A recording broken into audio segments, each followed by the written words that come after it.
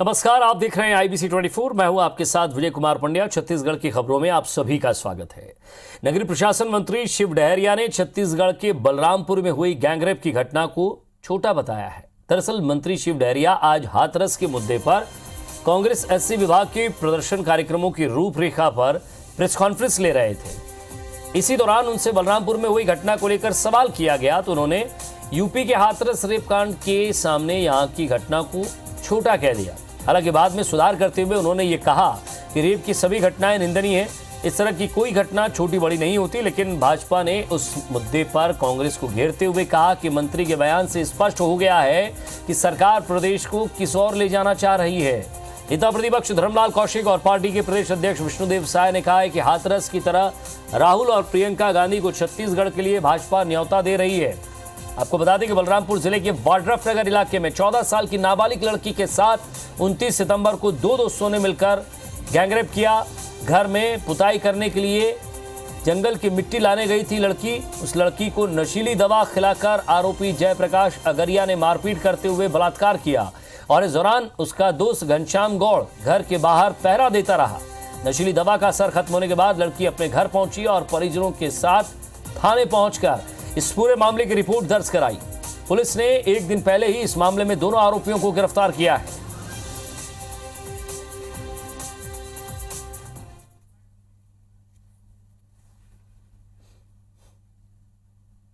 हमारे यहाँ जो घटना हुई वो इस तरह की घटना नहीं है और इतनी बड़ी घटना हुई है हाथरस में। रमन सिंह जी ट्वीट क्यों नहीं कर रहे हैं? रमन सिंह जी का जबान क्यों बंद है? उनको ये जवाब देना चाहिए। हाथरस में जो घटना हुई क्या वो अच्छा हुआ है? उसके लिए वो ट्वीट नहीं कर रहे हैं।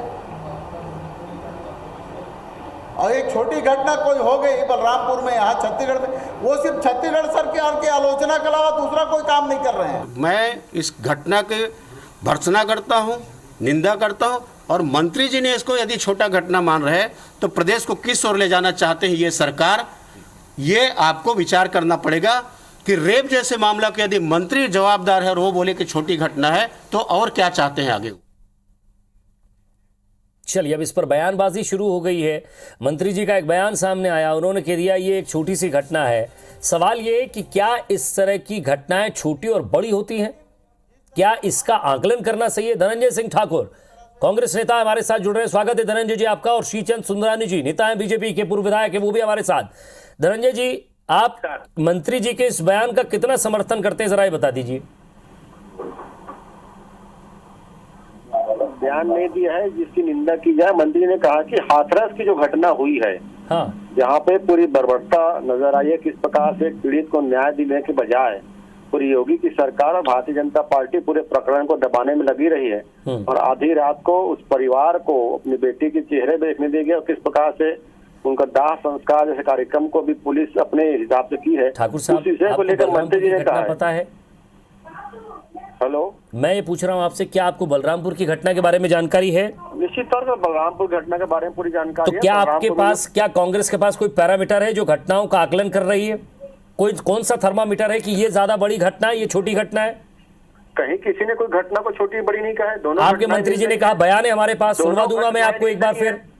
दोनों घटनाएं निंदनीय है, जिसकी जितनी भी निंदा की जाए कम है और दोनों घटनाएं। तो फिर इसमें विपक्ष से सवाल क्यों पूछ रहे हैं? अगर आपके यहाँ कोई घटना हुई तो एक्शन लीजिए, तत्काल थाने पर कार्रवाई कीजिए। कौन व्यक्ति था? देखिए, बलरामपुर की घटना पे जैसे पीड़ित को थाने में पुलिस प्रशासन में शिकायत आई है, पुलिस प्रशासन ने कार्रवाई किया है। ये इस राज्य सरकार के कामों का तरीका। जब कांग्रेस, मैं आपसे पूछना चाह रहा हूं कि जब आप यूपी की सरकार पर आरोप लगा रहे हैं तो ये ऐसी घटनाएं तो आपके यहाँ भी हो रही हैं, तो कम से कम उनसे सबक लेते हुए यहाँ कड़ा एक्शन लीजिए। क्या यूपी की घटना जो हुई है उस घटना के बाद क्या पीड़ित को न्याय दिलाने के लिए योगी सरकार ने काम किया? क्या यूपी की घटना के बाद पीड़ित परिवार की बात हो? क्या हमारा चैनल मध्य प्रदेश छत्तीसगढ़ का है, छत्तीसगढ़ की घटना है, मैं उसके बारे में आपसे बात कर रहा हूँ। घटना हुई है, छत्तीसगढ़ में घटना हुई है, बहुत निंदनीय घटना है, बहुत दुखद घटना है। और जैसे, चलिए मैं सुंदरानी जी से पूछता हूँ। सुंदरानी साहब, की गई है। सुंदरानी साहब, क्या बीजेपी इस पर राजनीति नहीं कर रही है? देखिए पंड्या जी, निश्चित रूप से राजनीति कर रहे हैं। यहाँ के मंत्री जी ने बहुत घटिया बयान दिया है। मतलब यहाँ के बेटियों का अपमान किया है, नशीली दवा खिलाकर 14 साल की बच्ची के साथ गैंग रेप किया जाता है। आधे आरोपी पकड़े जाते हैं, आधे आरोपी पकड़े नहीं जाते हैं। और हाथरस की घटना भी दुर्भाग्यजनक घटना मानता हूँ, लेकिन हाथरस की घटना से छोटी घटना मानना। भारतीय जनता पार्टी भी चाहती तो इस पे बवाल खड़ा कर सकती थी, हमारे राष्ट्रीय अध्यक्ष नड्डा जी को हम बुला सकते थे, लेकिन हमने इस प्रकार की घृणित राजनीति नहीं की। हम बेटियों के बलात्कार के ऊपर राजनीति नहीं करना चाहते। जिस प्रकार राहुल गांधी और प्रियंका गांधी ने हाथरस की घटना पर राजनीति की, हालांकि मैं भी मानता हूं कि हाथरस की घटना, हम बच्चियों के साथ बलात्कार की घटना कहीं ना कहीं हम लोगों को हिला देने वाली घटनाएं होती है, लेकिन योगी आदित्यनाथ की सरकार गुंडा और अपराधी तत्वों को पकड़ने में पीछे नहीं रहती, उनको दंडित करने में पीछे नहीं रहती। जहां तक चलिए सर, मैंने आपसे मैंने आपको यूपी सरकार का प्रवक्ता होने के नाते आपसे बातचीत नहीं कर रहा हूं। मैं ये पूछ रहा हूं कि क्या आप लोगों को एक विपक्ष के नाते मजबूती से बात रखना चाहिए या इस पर अब राजनीति होगी? निश्चित रूप से हम लोगों को राजनीति नहीं करना चाहिए। उस बच्ची को न्याय मिले, उस बच्ची के प्रति सहानुभूति तो छोड़े, लेकिन ये लोग उस घटना को बहुत छोटी घटना तो करा। आपकी पार्टी की तरफ से राहुल गांधी और सोनिया गांधी को ये आप न्योता दे रहे हैं कि आइए साहब, आपकी पार्टी का कौन नेता पहुंचा है वहां? आपकी पार्टी का कौन सा नेता पहुंचा है? आप ये बता दीजिए कि आपकी पार्टी का एक बड़ा नेता, ये विधायक, ये सांसद मिलकर आया है बच्ची से, बच्ची के परिवार से? देखिए, हमारे स्थानीय नेता उस बच्ची से मिले, उसके परिवार से मिले हैं। सर, उस स्थान की घटना है तो स्थानीय नेता मिलेगा ना। ट्विटर पर राजनीति करना, एक ट्वीट करके चले जाना, ये देखिए सर, मैं आपसे सिर्फ इतना सा सवाल पूछ रहा हूं कि इस पर राजनीति क्यों हो रही है। मैं पूछूंगा धनंजय सिंह जी, इस बयान को देते वक्त मंत्री जी ने बयान तो दे दिया, बयान देने के बाद अगर इतना बड़ा बवाला हुआ है तो आपकी तरफ से कोई मंत्री, कोई विधायक, कोई सांसद आपकी पार्टी का पहुंच जाता? देखिए, थोड़ा समय दीजिएगा। इस पूरे घटनाक्रम प्रशासन के जानकारी, सर बयान देते हुए समय नहीं देखा आपने, तुरंत बयान दे दिया। सुनिए ना, मैं बोल लूं कुछ, अगर आप बोलने का मौका दे तो।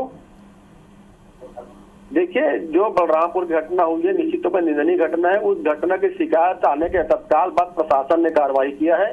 पीड़ित को न्याय दिलाने के लिए प्रशासन कार्रवाई कर रही है। यही एक वजह है कि हम पीड़िता को न्याय दिलाने के लिए काम कर रहे हैं। इसलिए भारतीय जनता पार्टी के लोग मुंह छुपा कर बैठे हुए हैं, तो विपक्ष में रहने लायक नहीं है। सुनिए ना, मैं बोल लूं। हाँ, बोलिए, मैंने आपको समझ दिया। पार्टी, अभी मैं प्रवक्ता को सुन रहा था, उपासने जी को, जो भारतीय जनता पार्टी रेपिस्टों को संरक्षण देती है, रेपिस्टों के लिए झंडा लेके जैसे कार्यकर्ता रोड निकलते हैं, उनको क्या मालूम होगा बेटियों का दर्द? हमको मालूम है, इसलिए हमारे नेता हाथरस गए हैं। छत्तीसगढ़ में घटना हुई है, छत्तीसगढ़ घटना में सर, यहाँ तो आपकी सरकार थी, यहाँ भी आ जाते। यहाँ तो उनको यहाँ आने से कौन रोक सकता है? क्या यहाँ पीड़िता के न्याय के लिए राज्य सरकार काम नहीं कर रही? क्या प्रशासन काम नहीं कर रहा है पीड़िता के न्याय दिलाने के लिए? बता दीजिए मेरे को। तो सर इस तरह का बयान क्यों दे रहे हैं? ये संवेदन, मैं आपकी बात मान लेता हूँ धनंजय जी, आप भी एक जिम्मेदार नेता है, जिम्मेदार जनप्रतिनिधि, आपकी बात मान लेता हूँ कि सरकार काम कर रही है, तो फिर इस तरह का बयान क्यों आ रहे हैं? मैंने कहा हाथरस की घटना को जिस प्रकार से लेकर Bharatiya Janata party, sir parameter क्यों बना रहे हैं आप इसका कि हाथरस की घटना बड़ी है, बलरामपुर की छोटी है? घटनाएं निंदनीय है और राज्य सरकार ने इस घटना के तत्काल बाद कार्रवाई की है, पीड़िता को न्याय दिलाने का काम किया है। चलिए सर, आप कांग्रेस नेता, मैं आपसे बस इतना सा पूछना चाहूंगा, आपके किस मंत्री विधायक ने उस बच्ची के लिए वहां जाकर बातचीत की, पिता से मिले और उसको कोई ढांढस बंधाया, कोई आर्थिक मदद, परिवार को कोई मदद? देखिए, निश्चित तौर पर हमारे जो स्थानीय नेता हैं पीड़िता से मिले हैं। अब ये देखिए धनंजय जी, आप भी कह चुके हैं आपके स्थानीय नेता मिल चुके हैं, सुंदरानी जी भी कह रहे हैं स्थानीय नेता मिल चुके हैं। राज्य सरकार पीड़िता के परिवार के साथ खड़ी हुई है, पीड़िता को न्याय दिलाने के लिए काम करी, पूरी राज्य की सरकार, राज्य की जनता। सुंदरानी जी, आपके भी स्थानीय नेता मिल गए हैं? चलिए सुंदरानी साहब से सवाल कराऊं। सुंदरानी साहब, आपके भी नेता मिल गए हैं, स्थानीय नेता, वहां भी उनके भी स्थानीय नेता जाके मिल चुके हैं, बस हम ही नहीं पहुंचे थे, ये खबर अभी तक नहीं आई थी। बयान पे कुछ नहीं बोल रहे, धनंजय ठाकुर जी मंत्री के बयान को घुमाने का प्रयास कर रहे हैं। धनंजय ठाकुर जी पुलिस की कार्रवाई की बात करते हैं, किस प्रकार से राजधानी नशीले पदार्थों के अड्डे बन गए। कभी छत्तीसगढ़ में नशीले पदार्थ ऐसा कभी लगता नहीं था। अपराधियों का गढ़ बन गया छत्तीसगढ़। कुलदीप सेंगर भारतीय जनता पार्टी का विधायक, और बेटियों को बचाने झंडा लेकर निकलने वाले भाजपा के लोग क्या जानेंगे बेटियों का दुख दर्द। उत्तर प्रदेश की घटना पूरा देश ने देख लिया, किस प्रकार से हाथरस में रेप घटने के बाद योगी की सरकार पीड़िता को न्याय दिलाने के बजाय अपराधियों को बचाने के लिए काम कर रही थी। छोटी घटना है। चलिए, आप दोनों की ये तेज आवाज शायद जनता तक पहुंचे और वो समझ जाए कि आप दोनों चाहते क्या हैं, आप दोनों की पार्टियां क्या चाहती हैं। बस निवेदन यही था आपसे कि क्या संवेदनहीन बयान और उस बयान के अंदर पैरामीटर, अपराध को नापने का, बलात्कार को नापने का, गैंगरेप को नापने का, ये पैरामीटर होता है क्या, यही पूछना था आपसे। बहुत बहुत शुक्रिया आप दोनों का।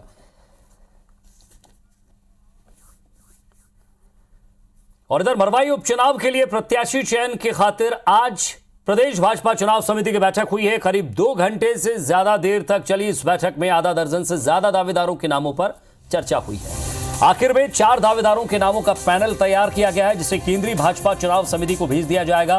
बैठक के बाद पार्टी के प्रदेश अध्यक्ष विष्णुदेव साय ने इसकी जानकारी देते हुए बताया कि मरवाई उपचुनाव में सामाजिक और कार्यकर्ता सम्मेलन में प्रचार करने वाले नेताओं की लिस्ट भी जारी कर दी गई है।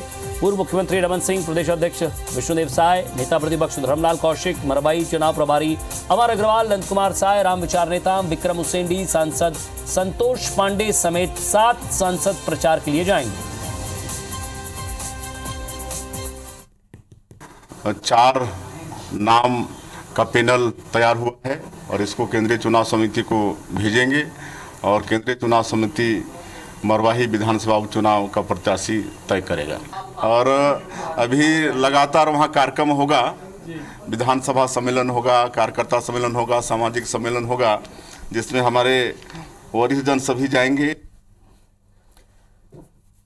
इधर मरवाई उपचुनाव की तारीखों के ऐलान के साथ ही सियासी बिछाद भी बिछना शुरू हो गई है। भाजपा, कांग्रेस और जनता कांग्रेस छत्तीसगढ़ ने यहां जीत दर्ज करने के लिए अभी से अपनी पूरी ताकत झोंक दी है। हालांकि भाजपा और कांग्रेस में अभी प्रत्याशी के नाम तय नहीं हुए हैं और इसके लिए मरवाई से लेकर रायपुर और दिल्ली तक सरगर्मी है। लेकिन राजनीतिक कयास के साथ ही जीत हार के तमाम दावे भी अभी से किए जाने लगे हैं। इसके साथ ही तमाम दलों के लोग एक दूसरे पर आरोपों के तीर भी चला रहे हैं।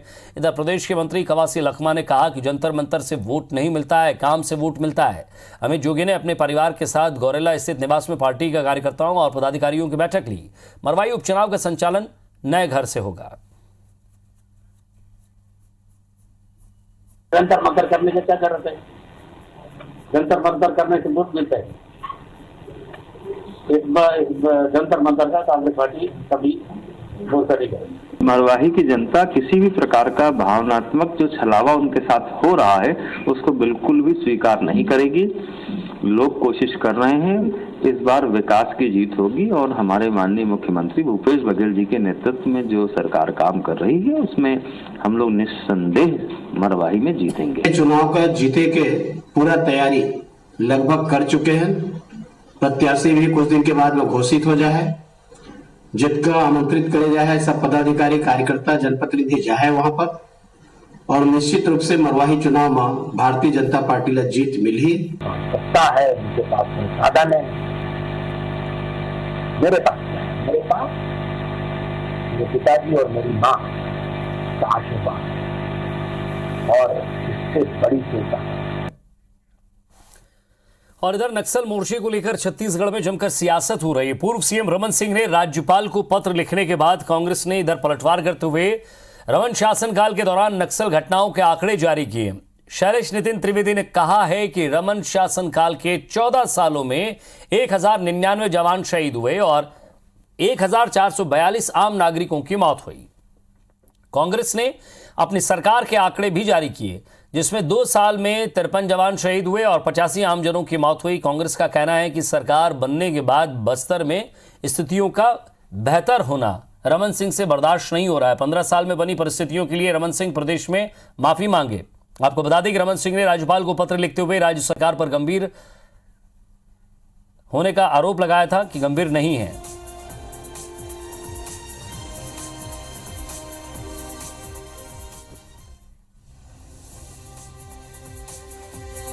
तो इस पूरे मसले को लेकर नक्सल मोर्चे पर विपक्ष ने पलटवार किया। एक पत्र लिखा रमन सिंह ने राज्यपाल को और अब शैलेश नितिन त्रिवेदी ने इस पर पलटवार किया। उन्होंने आंकड़े जारी किए, उनके कार्यकाल की कुछ घटनाएं याद दिलाई हैं।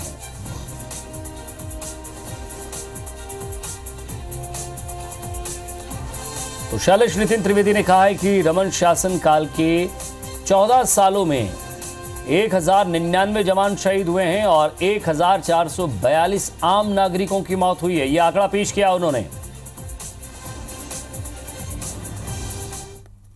आज छत्तीसगढ़ में अगर सुख शांति हो रही है, बस्तर में स्थितियां बेहतर बन रही हैं, जनजीवन सुरक्षित बना है, तो रमन सिंह जी से ये बर्दाश्त नहीं हो रहा है। और रमन सिंह जी ने झूठ बोलकर महामहिम राज्यपाल को गलत जानकारियां देकर अपने पत्र में गुमराह करने की कोशिश की है।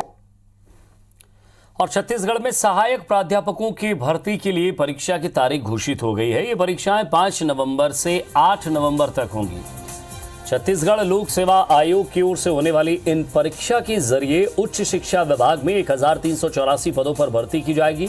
छत्तीसगढ़ लोक सेवा आयोग के सचिव के मुताबिक इस परीक्षा का डिटेल टाइम टेबल अलग से जारी किया जाएगा। आपको बता दें कि पिछले साल जनवरी में राज्य सरकार ने 1384 पदों पर भर्ती का विज्ञापन निकाला था। तब अंग्रेजी के 130 पद, फिजिक्स के 116, पॉलिटिकल साइंस के 59, हिंदी के 50, होम साइंस के 9, वाणिज्य के 184, केमिस्ट्री के 150, गणित के 99, अर्थशास्त्र के 61, इतिहास के 56, बॉटनी के 147, जियोलॉजी के 125, भूगोल के 52, समाजशास्त्र के 36, लॉ के 32, कंप्यूटर एप्लीकेशन के 20 पदों सहित कई अन्य विषय के लिए विज्ञापन जारी किया गया था।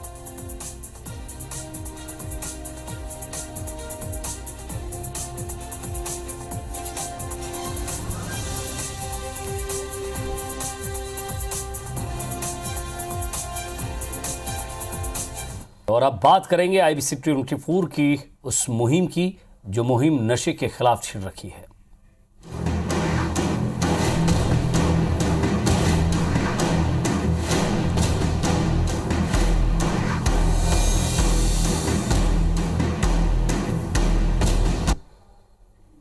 IBC 24 की ओर से नशे के खिलाफ छेड़े गए अभियान के बीच रायपुर के क्वींस क्लब में हुई बर्थडे पार्टी के मामले में आज राजधानी पुलिस ने एक और आरोपी को गिरफ्तार किया है। ट्विंकल कौर गिल नाम के आरोपी को तेलीबांधा थाने की पुलिस ने गिरफ्तार किया। अब तक इस मामले में 11 आरोपी गिरफ्तार हो चुके हैं। इधर क्वींस क्लब में बर्थडे पार्टी और गोलीकांड के मामले में शहर के कई सामाजिक और राजनीतिक संगठन सामने आए हैं। राष्ट्रीय मजदूर कांग्रेस के कार्यकर्ता तेलीबांधा थाने में ज्ञापन देने पहुंचे और उन्होंने क्वींस क्लब के संचालकों को जल्दी गिरफ्तार करने की मांग की। इन सब के बीच ड्रग के इंटरनेशनल कनेक्शन का भी खुलासा हुआ है। नशे के खिलाफ डायरेक्टर ऑफ रेवेन्यू इंटेलिजेंस ने रायपुर से लगे मंदिर हसौद में करीब 1 करोड़ का गांजा पकड़ा है। 450 किलो गांजा ट्राले में छुपाकर रखा गया था। DRI ने ड्राइवर समेत 3 लोगों को गिरफ्त में लिया है और इसी तरह तस्करों के नाइजीरियन गैंग से तार जुड़े होने का भी खुलासा हुआ है। स्थानीय लोगों समेत मुंबई के पैडलर की भी इनमें भूमिका है, उनसे संपर्क में थे। बिलासपुर समेत 3 जिलों से कोकीन तस्करी के क्लू मिले हैं। व्हाट्सएप चैट के जरिए पुलिस को इन लोगों के नाम और कोड भी मिले हैं। साइबर पुलिस अलग अलग नशे के कोड को डिकोड करने में जुटी हुई है, जिसके बाद इस मामले में कई और अहम खुलासे हो सकते हैं।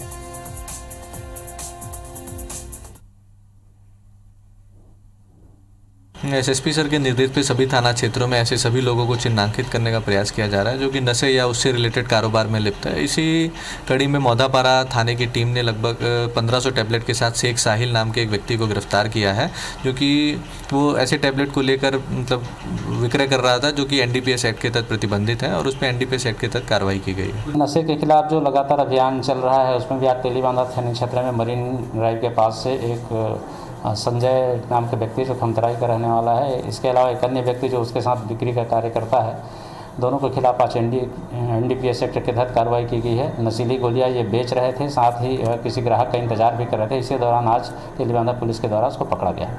इन लोगों के ऊपर आबकारी एक्ट अभी तक नहीं लगाया गया, जबकि लॉकडाउन के दौरान ये सस्पेंडेड लाइसेंस के अकॉर्डिंग इसमें आबकारी एक्ट लगना चाहिए, जो कि होटल में संचालकों द्वारा शराब वितरण की जा रही है।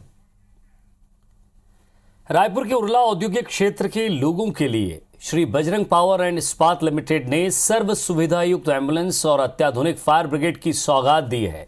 रायपुर ग्रामीण विधायक की उपस्थिति में दोनों सेवाओं को जनता के लिए समर्पित किया गया है और इसके शुभारंभ के मौके पर रायपुर ग्रामीण के विधायक Satyanarayan Sharma, Goyal group of companies के chairman Suresh Goyal, Urla industry association के अध्यक्ष अश्विन गर्ग, बिरगांव नगर निगम आयुक्त श्रीकांत वर्मा और श्री बजरंग पावर एंड इस्पात लिमिटेड के सदस्य मौजूद थे। आयोजन के मुख्य अतिथि रायपुर ग्रामीण विधायक सत्यनारायण शर्मा ने कहा कि गोयल ग्रुप ऑफ कंपनीज जन सरोकार के कार्यों के लिए जानी जाती है। उसी के तहत गोयल ग्रुप ऑफ कंपनीज की तरफ से क्षेत्र की जनता को एक सर्व सुविधा युक्त एम्बुलेंस और अत्याधुनिक फायर ब्रिगेड समर्पित की गई है, जिससे कंपनियों का आर्थिक नुकसान कम करने के साथ ही दुर्घटना होने पर लोगों की जान बचाई जा सकेगी। गोयल ग्रुप ऑफ कंपनीज के चेयरमैन सुरेश गोयल ने जानकारी दी कि ये सुविधा उर्ला क्षेत्र और आसपास के गांव के लिए 24 घंटे चालू रहेगी। इस क्षेत्र में लगभग 600 से ज़्यादा छोटी बड़ी कंपनियां संचालित हैं, जहां कई बार समय पर फायर ब्रिगेड नहीं पहुंचने से उद्योगों को बड़ा नुकसान होता था। श्री बजरंग पावर एंड इस्पात लिमिटेड ने इस सेवाओं के संचालन के लिए डॉक्टर सहित मेडिकल स्टाफ और फायरमैन की नियुक्ति भी की है। एक ऐतिहासिक कदम उठाया है जो जन सामान्य के लिए बहुत सुविधाजनक और उपयोगी है। एक फायर ब्रिगेड की व्यवस्था, इसके साथ ही एक एम्बुलेंस का भी उन्होंने उपहार दिया है। मैं गोयल ग्रुप ऑफ कंपनीज के चेयरमैन श्री सुरेश गोयल जी को, उनके सभी साथियों को बधाई देता हूँ। अग्निशमन यंत्र एवं एम्बुलेंस की आवश्यकता विगत कई वर्षों से महसूस की जा रही थी। अभी तो किन्हीं कारणों की वजह से संभव नहीं हो सका। उसी आवश्यकता को दृष्टिगत रखते हुए पूरे औद्योगिक क्षेत्र एवं आसपास लगे हुए सभी ग्रामीण क्षेत्रों में निःशुल्क उपलब्ध रहेगी। ये एक हमारा प्रयास है। हमारी कंपनी का उद्देश्य भी यही रहा है कि जनमानस की सेवा कर सकें। जिस एरिया से हम कुछ कमाते हैं, जिस एरिया से हम अपनी तरक्की करते हैं, उस एरिया के लिए हमारी एक मॉरल ड्यूटी बन जाती है, जिसको कि हम आज समर्पित कर रहे हैं एम्बुलेंस। और ये 24/7 निःशुल्क पूरे क्षेत्र के लिए उपलब्ध होगी। वहाँ पे हजारों कर्मचारी का उद्योगों में कार्यरत रहते हैं। हर साल 8-10 घटनाएं घटित होती हैं। हमको फायर ब्रिगेड जो है वो दूसरे जरिए से मंगवाना पड़ता है। आज ये सुविधा हमको प्राप्त होने से बहुत ज़्यादा लाभ होगा कि कोई भी घटना अगर घटती है तो तुरंत फायर ब्रिगेड जो है हमारे दरवाजे पर पहुंच जाएगी। मैं तहे दिल से गोयल ग्रुप ऑफ कंपनीज के आदरणीय सुरेश गोयल जी, नरेंद्र गोयल जी, राजेंद्र गोयल जी को मैं आभार प्रकट करता हूं। और इसी के साथ छत्तीसगढ़ के बुलेटिन में फिलहाल इतना ही। नमस्कार।